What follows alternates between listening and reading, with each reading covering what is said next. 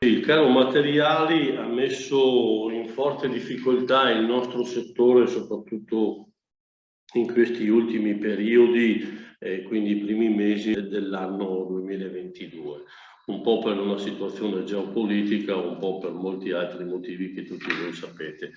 Ben venga quindi la necessità, è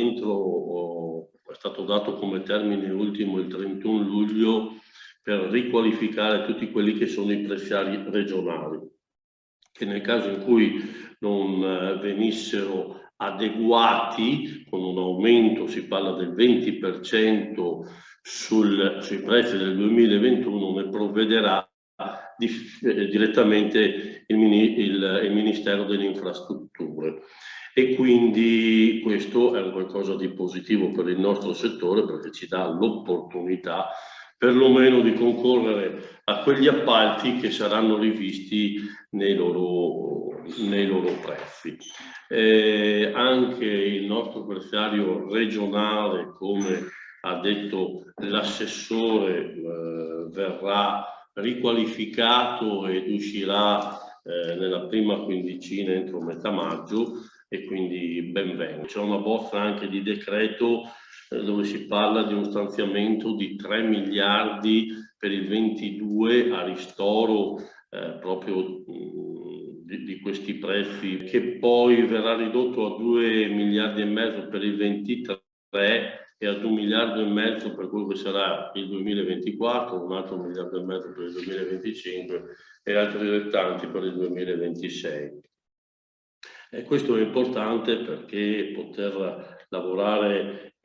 con una certa tranquillità circa appunto quello che è la correttezza dei prezzi ci dà l'opportunità di portare avanti quello che è il grande concetto anche del PNRR. Voi sapete che ci sono 107 miliardi più altri 30 del fondo complementare che dovranno essere consumati entro il 2026. È una scommessa molto importante nel quale dovremmo essere pronti sia come pubblica amministrazione sia come imprese. E questo mi mette un po' in difficoltà, con qualche dubbio, perché molto spesso le pubbliche amministrazioni sono piccole per poter trasferire la progettualità in cantieri, e molte delle nostre imprese mi auguro siano pronte per sostenere questa importante mole di lavoro che c'è. Questo è importante perché stoppare il PNRR non vorrebbe dire fermare solo il grande settore dell'edilizia, che ha il più alto moltiplicatore economico, ma vorrei sottolineare che un'edilizia che si ferma vuol dire stoppare quella che può essere la salvaguardia del nostro territorio, vuol dire stoppare quella che è la qualificazione delle nostre case, dei